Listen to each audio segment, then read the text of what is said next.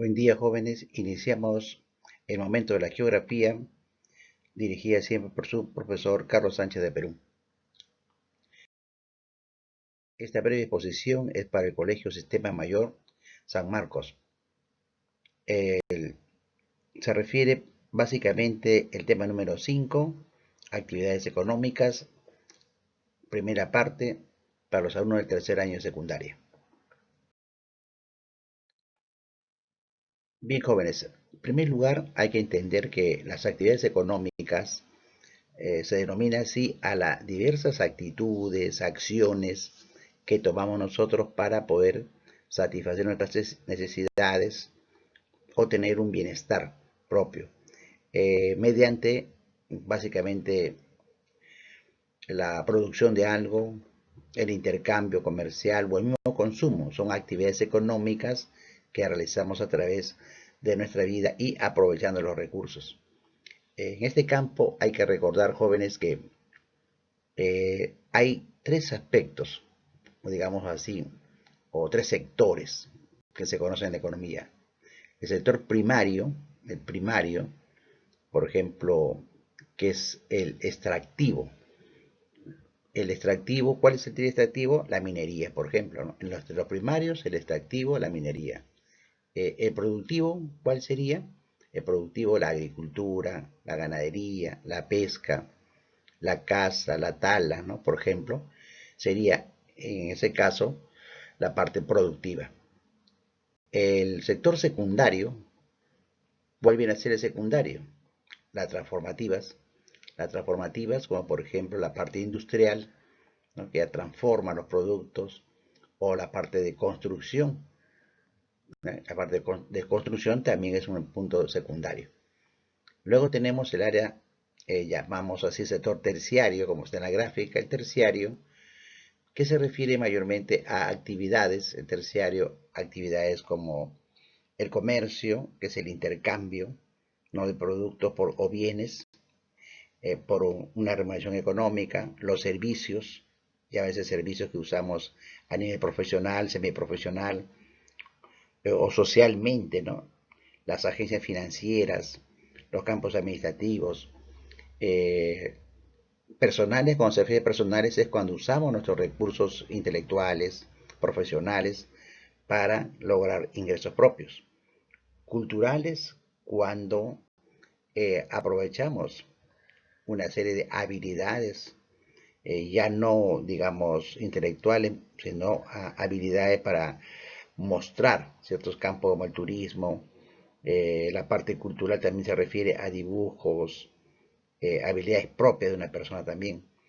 Para ello se requiere mucho transporte, también información, la comunicación, el periodismo. Todas ellas son actividades terciarias, pero que también contribuyen a lo mismo, a de una u otra manera satisfacer nuestras necesidades en este caso.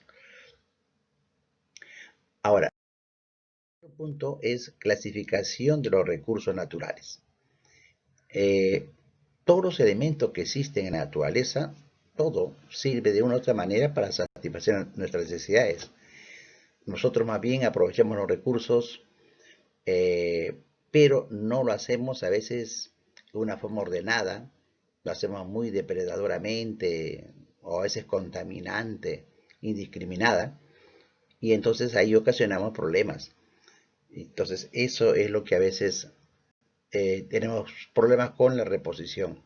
Por eso cuando hablamos de una clasificación en la reposición tenemos que tomar en cuenta, por ejemplo, los recursos que son inagotables. ¿Cuáles son los inagotables? Que por más que lo usen siempre van a estar, como por ejemplo la energía solar, ¿no? Usamos la energía solar, nuestras habilidades han usado paneles solares que hay ahora, sacamos energía solar, la energía nuclear, la energía cósmica, son inagotables. Desde tiempos muy antiguos se usaba, por ejemplo, los vientos, siempre hay viento, algo natural, se usaba los vientos para los molinos. Esos son los recursos, como se puede decir, inagotables. Ahora, los recursos renovables. ¿Cuáles son los recursos renovables? Aquellos que pueden volver a obtenerse. Pero esto sí, siempre y cuando no lo hagamos el uso, utilicemos estos recursos, pero de una forma ordenada, no indiscriminada. Por ejemplo, si usamos algunas plantas, como llantén, por ejemplo, que lo usamos para cuestiones medicinales, pero tenemos que sembrar, usar las semillas y sembrar para que sea renovable. No usar todo, las hojas, la planta y la semilla y todo, y no renovamos, ¿no? Por ejemplo, en el caso de los alimentos también, ¿no? Los alimentos, los frutos, hay que consumir una parra diferente. Usamos la uva, pero seguir manteniendo la parra para que siga produciendo, ¿no? Entonces, es una forma ordenada. Tanto en los bosques, por ejemplo, talamos, pero hay que seguir sembrando. Se usamos la madera, talamos árboles, pero lo consciente es volver a sembrar. Entonces, ahí hay que tener mucho cuidado con eso. Los renovables dependen mucho de nosotros. ¿De acuerdo? Ahora, ¿cuáles son los no renovables? Los no renovables son aquellos que una vez extraídos ya desaparecen en forma definitiva. Como por ejemplo, se extrae el petróleo y se usa, se quema, se usa y ya no se va a volver a usar. El gas natural, por ejemplo, también. Extraemos el gas con maquinaria, se extrae el gas, se usa el gas para la combustión, pero ya no se vuelve a renovar. Esos son los recursos que ya vienen a ser en este caso no renovables. Ahora, pero también los recursos lo pueden clasificar por su naturaleza, ¿no? Podemos decir vegetales, como los pastos naturales, frutos, árboles, y podemos decir animales, aves, guaneras, los mamíferos, los crustáceos, los peces que usamos, ¿no? Y minerales como petróleo, ¿no? En este caso el petróleo, los minerales, ¿no? Entonces también lo podemos clasificar así, ¿no? Clasificación en lo que viene a ser vegetales, animales y minerales. ¿De acuerdo? Bien, eso con respecto a una clasificación de los recursos que tenemos. Por otro lado, hablamos de las principales actividades económicas.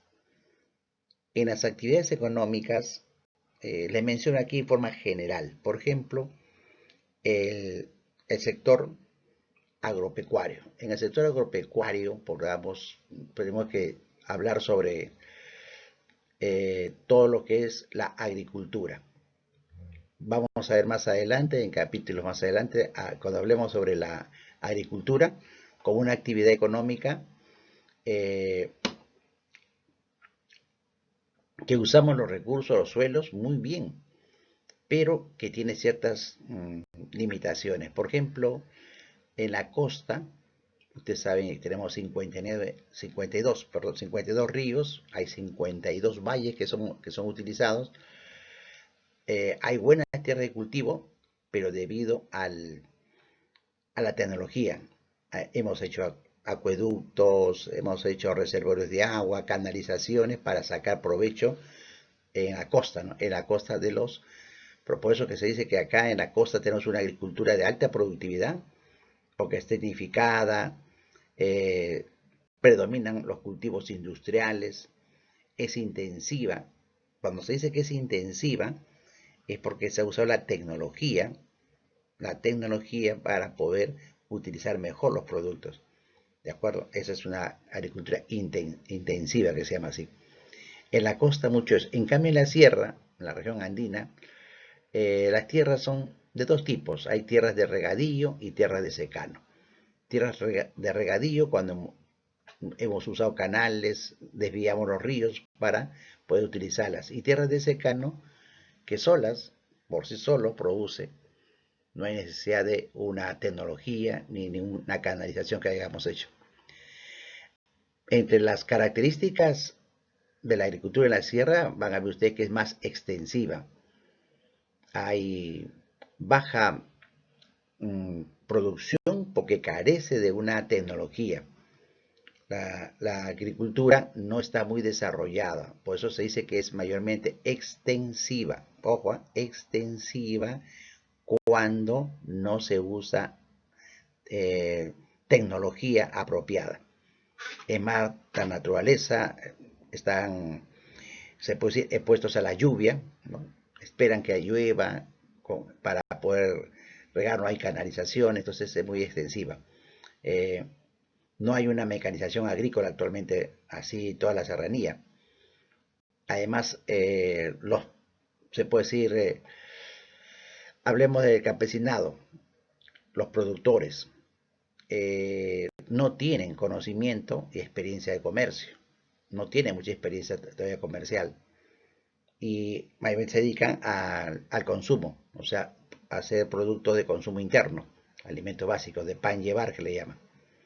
Ahora, en la selva van a ver ustedes que hay otra característica.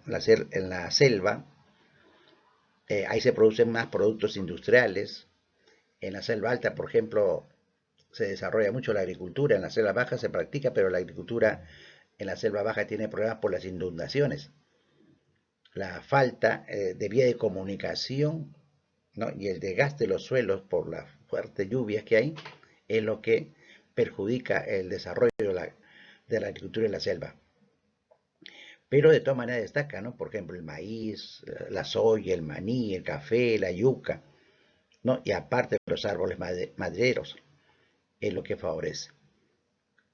Con respecto al sector, por ejemplo, digamos, de la pesca, en la pesca también, en la pesca tenemos nosotros, por ejemplo, el sector pesca nos ha producido muchos beneficios cuando digamos, cuando se aplicó una política adecuada, el Perú en pesca llegó a ser el primer productor a nivel mundial de harina de pescado. Pero eso depende mucho cuando se planifique, se organice bien la pesca y la industria. El producto sigue. El mar peruano tiene una gran riqueza ideológica por el zócalo continental. Pero a pesar de eso, hay pues se puede decir no una buena política, sin entrar en ese campo, pero no hay una buena política de utilización de los recursos marinos. Mayormente es una pesca artesanal que se realiza con pequeñas embarcaciones, ¿no? Para el caso del Perú. Y la industria, que se practica en embarcaciones modernas, que el Perú carece mucho de eso, mayormente lo que aprovecha son las empresas extranjeras, que vienen con grandes bolicheras y aprovechan los recursos, en este caso del mar, como la anchoveta, la sardina, que predominan en cantidades, ¿no? Pero a pesar de eso, nosotros hemos avanzado un poco. Tenemos principales puertos que vamos a ver más adelante, como el Callao, Matarane, Chimbote, Paita, Hilo, ¿no? Y, y hay complejos pesqueros que se han hecho en Paita, en Piura, en Coisco, por ejemplo, Ancas, en Samanco, en Ancas también. Eso en cuanto a la costa. En la sierra, ahí sí básicamente es artesanal para el consumo interno, en los ríos, en las lagunas. En la selva se usa, por ejemplo, la pesca del paiche, el dorado, el zúngaro, el boquichico, las carachamas, pero es para consumo mayormente consumo interno. Eso en cuanto a la pesca, que vamos a ver más adelante, ya vamos a ampliar lo de la pesca. El sector, por ejemplo, de la minería. La minería es una actividad extractiva muy importante también en el Perú, que está dejando hasta la fecha grandes ingresos. La minería nos sostiene. Hay grandes centros mineros como en Toquepala, Tintaya, Marcona, Cerro Verde, Cerro de Pasco, Antamina y Anacocha. Tenemos buenos centros mineros. Ahí se explota mucho el cobre, por ejemplo, el hierro, la plata, el plomo, zinc, oro que tenemos en San Antonio de Poto, en Pierina, en Yanacocha, por ejemplo. Entonces, principalmente tenemos refinerías de hierro, la siderúrgica de Santa, por ejemplo, en Chimbote, por ejemplo, refinerías de hilo, ¿no? En cobre. En cobre, por ejemplo, tenemos refinería de La Oroya también, el zinc en Cajamarquilla. En La Oroya también hay refinería de zinc. Y tenemos también explotación minera no metálica como el carbón en el Alto Chicama, por ejemplo, o fosfatos en Bayóvar, Sechura, la caliza en Chilca, en Atocongo. Ya eso vamos a analizarlo después como la parte, se utiliza la parte del sector minero y petrolero. La explotación de petróleo también es muy importante. El Perú explotó petróleo, explota el petróleo y gas natural, y también explotamos el uranio, aunque muy poco, no hay mucha tecnología ahí, pero sí tenemos. Petróleo, por ejemplo, en la costa norte, la Brey Pariñas, Talara, en los llamados lobitos. Tenemos, por ejemplo, en Máncora, en los órganos, o en la selva norte, ¿no? Trompeteros, Babayaco, Capirona. Ahí se aprovechó mucho pues con el oleoducto norperuano, que es de tiempo de Juan Velasco Alvarado. Se mandó a construir el oleoducto norperuano, que nos ha dejado buenos recursos y nos han parado económicamente muy bien. Ya vamos a ver todo el recorrido que hace pues el oleoducto norperuano y la ventaja que hemos sacado de ello. Es una obra que en una época fue muy importante. Y una buena inversión también se hizo ahí. Por otro lado, jóvenes, aparte de la agricultura, la minería, la pesca, hay el sector, digamos, de manufactura industrial. Y ahí sí tenemos que ver, por ejemplo, la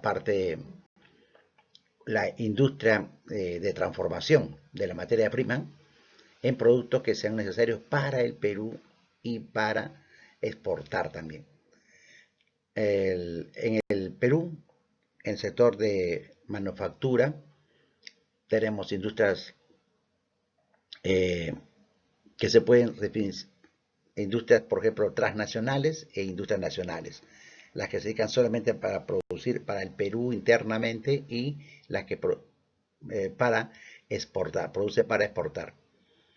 La industria que más destaca en el Perú es la textil, por ejemplo, y del vestido, ¿no?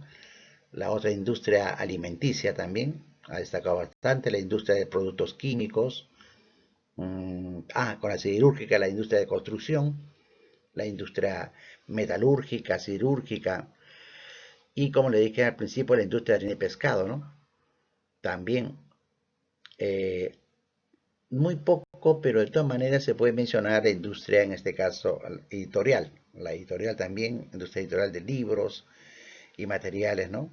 De difusión.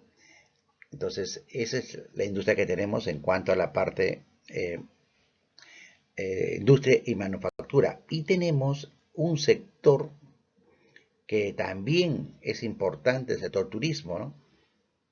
Es una actividad económica importante el turismo en cuanto se sepa aprovechar o se sepa invertir. Lamentablemente, el centro más importante como Machu Picchu o centros más importantes se ponen vías de comunicación que no son de inversión del Estado peruano, sino extranjera, y le sacan provecho. Pero si el Perú invirtiera también en turismo, si diera facilidades, habría mejor aprovechamiento. En todo esto de las actividades económicas tiene mucho que ver la visión que tenga un gobierno. De acuerdo a el gobierno, el que presida la dirección económica del Perú, ve en qué área va a invertir más, en qué área se puede invertir, en qué sector económico se puede hacer una buena inversión que nos dé mejor provecho y de acuerdo a las circunstancias. Eso ya es una política económica que hay que tener en cuenta. En las próximas clases vamos a ver todo lo que concierne a la parte por sectores. Por ejemplo, todo lo que es la pesca con nuestros puertos, todo lo que son los centros mineros y sus características. Esta es una primera parte de un enfoque general. ¿De acuerdo, jóvenes? Bien, gracias por su atención. Nos vemos en la próxima.